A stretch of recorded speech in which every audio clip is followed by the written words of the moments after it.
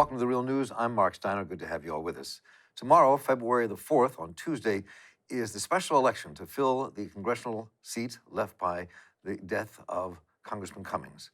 And we're going to talk to one of the candidates today to talk about the issues they're facing and why they're running. Right now, we're joined by F. Michael Higginbotham, who's professor of law at the University of Baltimore, lived in the district for 32 years, former president of the Public Justice Center, former dean of the law school in the interim, and then went back to being a professor on his own, and worked for Senator Mikulski on her judicial appointments and created the Fanny Angelos program, diversity program at UB, and joins us here in the studio. He wrote the book Race Law and his most recent book, Ghosts of Jim Crow. And Michael Higginbotham, welcome. Good to have you with us. Thank you, Mark. Good to be with you. So let's just talk for a quick second here about the convoluted nature of this race.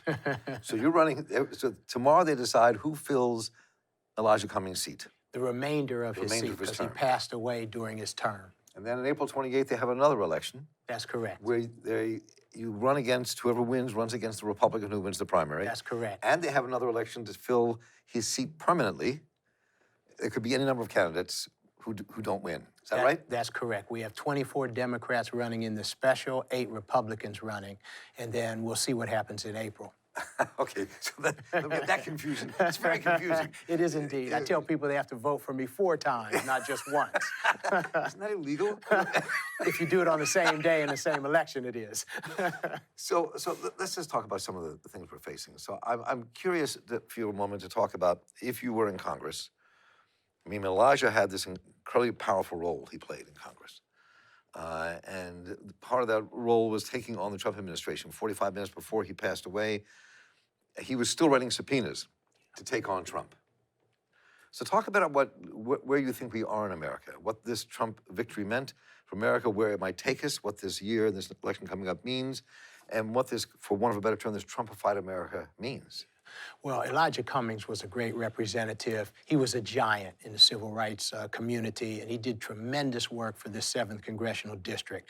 So I have great respect for Elijah and would never have run against him.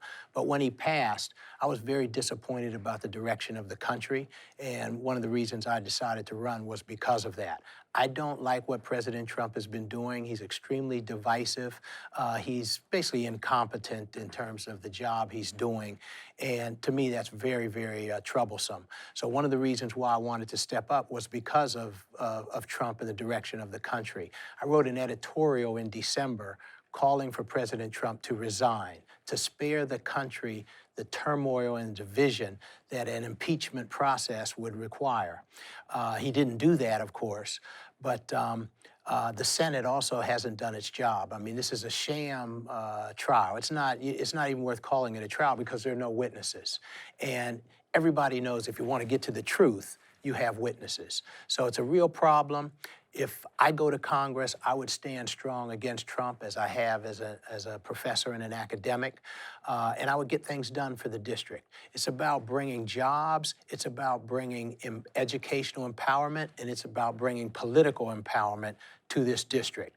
I'm very disturbed about the lack of democratization in our country, about the restrictive voter ID laws that are stopping people from voting, about the fact that we don't have a holiday for elections. I mean, this is crazy that we have a vote on Tuesday. Right.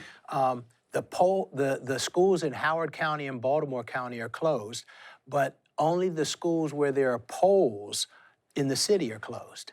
And so the turnout may be lower in the city because of that, and I'm extremely disappointed. I want the turnout to be high everywhere. Let's talk about that for just a minute. I don't spend too much time on this, but the district you're in, Maryland has some of the weirdest electoral districts in the country. I mean, they just really are gerrymandered, this time by the Democrats. Yes, that is true. Right? So your district, 7th District, was a historically black district, one of the 2 historically black districts in the state. And first because of Parham Mitchell, when he became a great congressman. And a great human being. But your district is Baltimore City. It's the black middle class and the poorest sections of the black working class living in the city. It's Howard County, Columbia, Ellicott City, and it's Baltimore County in an area that is Trump country and horse country. And so the district in some ways is strangely emblematic of our country and the struggles we go through. How do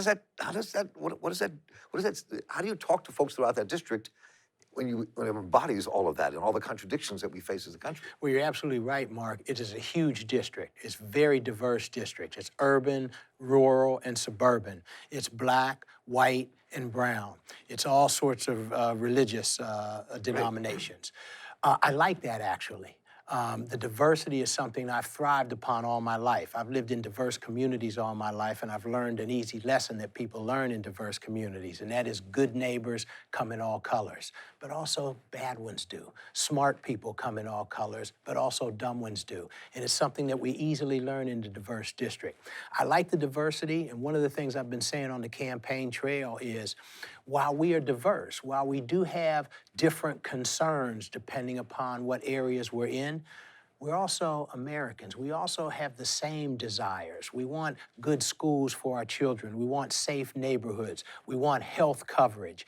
These are the things that have been resonating with everybody in the district, and it's something that I've been speaking to, something that I feel strongly about, because I've been all about my professional career. I've been about empowerment, educational, political, and economic. And that's what I would do for the district if I go down to Washington. Let's get to specifics. One of the big issues around here, some of the big issues that we're facing in this country, one is around health care. And that'll be a big issue in this campaign, clearly. Huge issue. In the presidential campaign.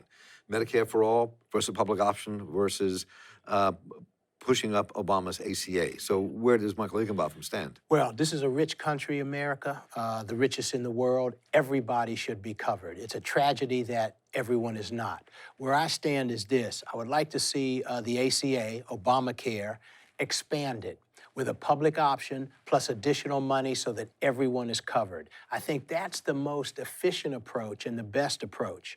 I believe that you should be able to keep your insurance if you like it. So that's why I think Obamacare, expand it to the public option so that everybody can get covered, and additional money for those who can't be covered. Do you think it should go to Medicare for all eventually? Do you think it should stop at giving a public option? I think we should stop at the public option plus making sure we have additional money so that everybody's covered. I think that's the best route to go.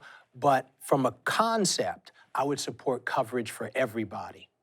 So, you know, if that's what comes, Medicare is what for everybody comes, that's fine with me, but I think the best way to do it is to expand the Affordable Care Act. Another issue will be the new green economy. And there's a lot of debate over how you pay for it. Just what is it?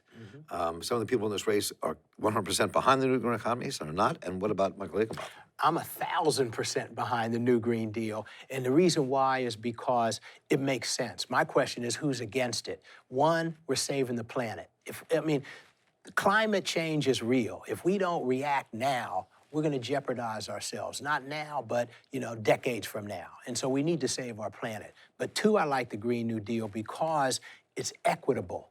Black and brown communities are bearing the brunt of dealing with environmental concerns.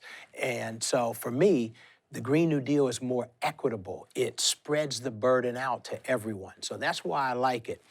Right now, it's merely a concept. It's merely guidelines. We need to transform it into actual legislation. But we can do that. We can be real specific, but we need to save the planet. And here's where I would stand if I go to Washington. You know, I'm not an expert on these things, but where I would stand, what would guide me are two things: science and justice.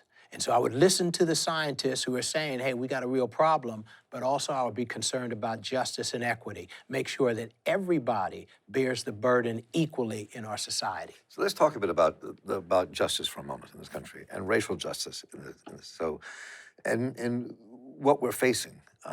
You know, I've heard people from parts of your district, and I will say here that I live in that district, that parts of this district, somebody made a joke once in a community meeting that got us into a huge argument when we were talking about the light rail, and they called it, I said, we call it the snail rail.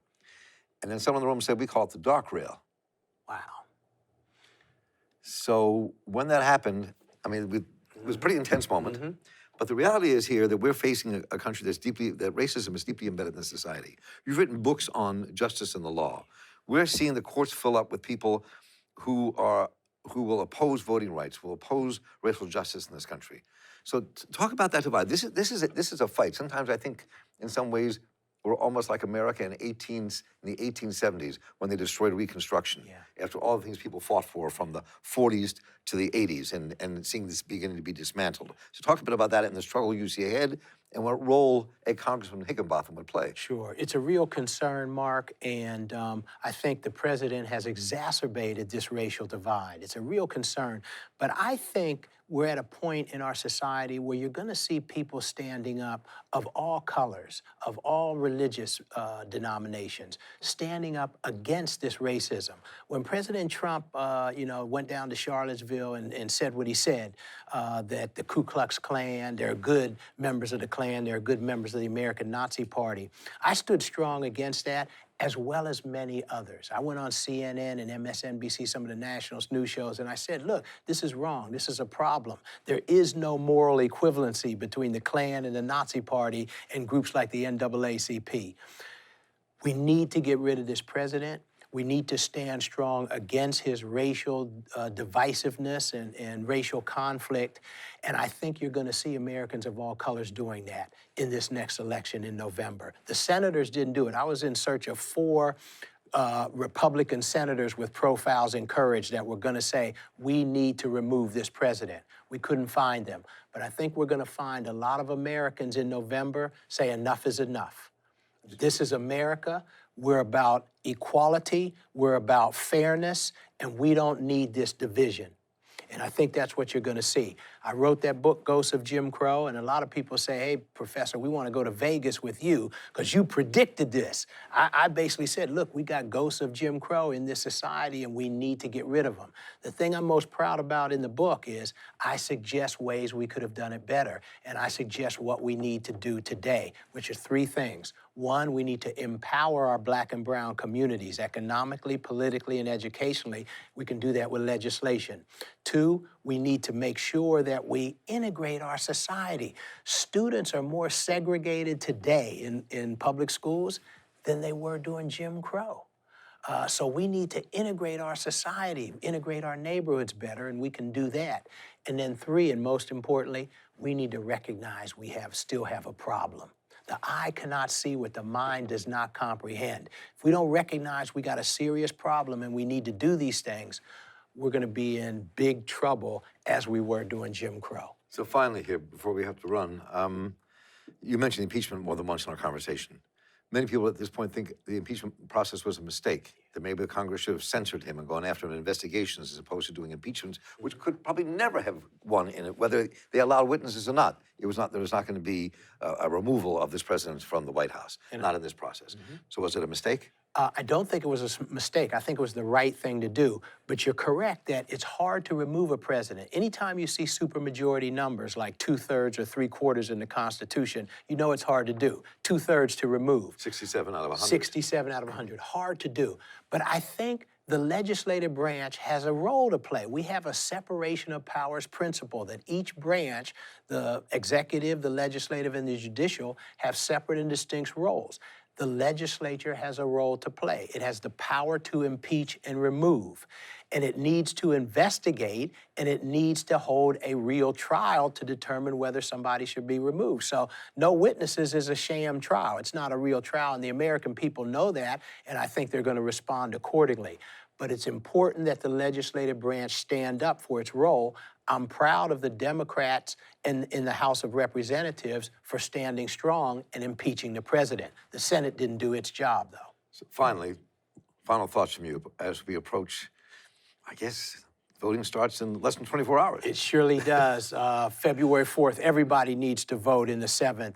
But here's the thing, it can't be about the past. It's got to be about the future of the 7th. It can't be about some sort of sense of entitlement or how many endorsements you've gotten from elected officials.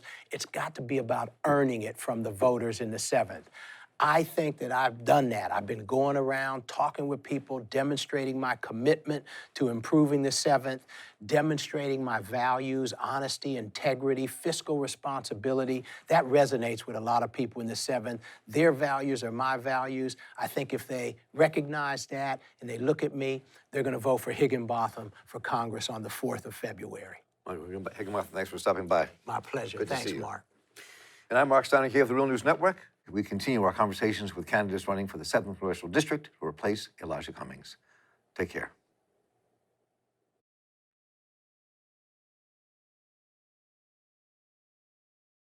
Thanks a lot for watching. Appreciate it. But do us one more solemn favor. Hit the subscribe button below. You know you want to. Stay up on the videos.